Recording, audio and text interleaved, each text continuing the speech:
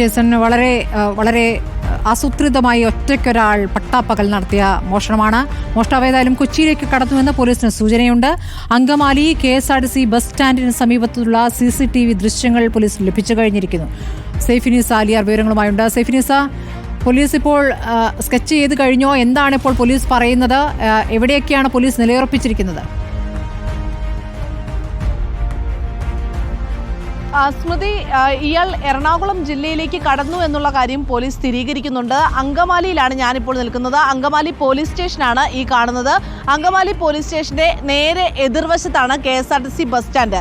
KSRTC bus stand കഴിയുമ്പോൾ തന്നെ ഒരു ജംഗ്ഷനാണ്, 4 കൂടിയ ജംഗ്ഷനാണ്. ഒരു കപ്പേളയ്ക്ക് സമീപം 3 കൂടിയ ജംഗ്ഷനാണ്.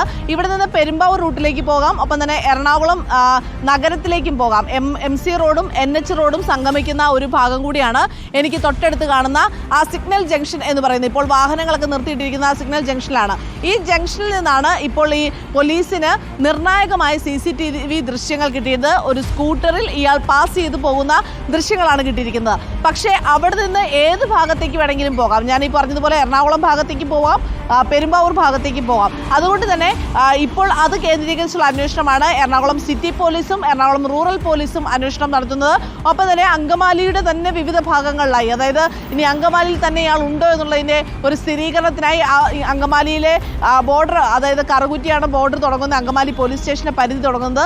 ആ സ്റ്റേഷൻ പരിധി തുടങ്ങുന്ന തൃശ്ശൂർ ജില്ലയുമായി അതിർത്തി പങ്കിടുന്ന കറുകുറ്റിയിലും ഒപ്പം തന്നെ മറ്റു ഭാഗങ്ങളിലെല്ലാം തന്നെ പോലീസിൻ്റെ വാഹന പരിശോധനയും നടക്കുന്നുണ്ട്. ഇനി ഇയാൾ ഈ എൻഡോർക്ക് സ്കൂട്ടറിലാണ് ഇയാൾ വന്നതെന്നാണ് പോലീസിൻ്റെ നിഗമനം. ഈ സ്കൂട്ടർ എവിടെയെങ്കിലും ഉപേക്ഷിച്ച് ഇയാൾ കടന്നിട്ടുണ്ടോ? Aluva railway station, Nedumbassery airport, ഒപ്പം തന്നെ പെരുമ്പാവൂർ ബസ് സ്റ്റാൻഡ് അടക്കമുള്ള സ്ഥലങ്ങളെല്ലാം തന്നെ നിരീക്ഷിച്ചു വരികയാണ്. ഇവിടെ എല്ലാം പരിശോധന നടക്കുന്നുണ്ട്. നേരത്തെ ജെയ്സൺ ചാമോളപ്പിൽ പറഞ്ഞ പോലെ ഹിന്ദിയാണ് സംസാരിച്ചിരിക്കുന്നത്. അതുകൊണ്ട് തന്നെ പെരുമ്പാവൂർ കേന്ദ്രീകരിച്ചൊരു പരിശോധനയും നടക്കുന്നുണ്ട്. കാരണം ഇയാൾ ഇതര സംസ്ഥാന തൊഴിലാളിയാണോ എന്നൊരു സംശയം പോലീസിനുണ്ട്. നിലവിൽ എറണാകുളം പോലീസും സിറ്റി പോലീസും റൂറൽ പോലീസും ഇവർക്ക് വേണ്ട, അതായത് അന്വേഷണ സംഘത്തിന് വേണ്ട സഹായങ്ങളും സപ്പോർട്ടുമാണ് നൽകുന്നത്. തൃശ്ശൂരിൽ നിന്നുള്ള സ്ക്വാഡ് തന്നെയാണ് അന്വേഷണത്തിന് മേൽനോട്ടം വഹിക്കുന്നത്. ഇപ്പോൾ CCTV ദൃശ്യങ്ങളടക്കം ഈ തൃശ്ശൂരിലേക്കുള്ള സ്ക്വാഡിന് കൈമാറിയിട്ടുണ്ട്. ഒപ്പം തന്നെ സമീപത്തുള്ള എല്ലാ പോലീസ് സ്റ്റേഷനുകളിലും ഈ വിവരം കൈമാറിയിട്ടുണ്ട്. സ്റ്റേഷനുകളിലെല്ലാം വളരെ വേഗത്തിൽ തന്നെ പോലീസ് വലയിലാകും പ്രതി എന്ന് കരുതാം.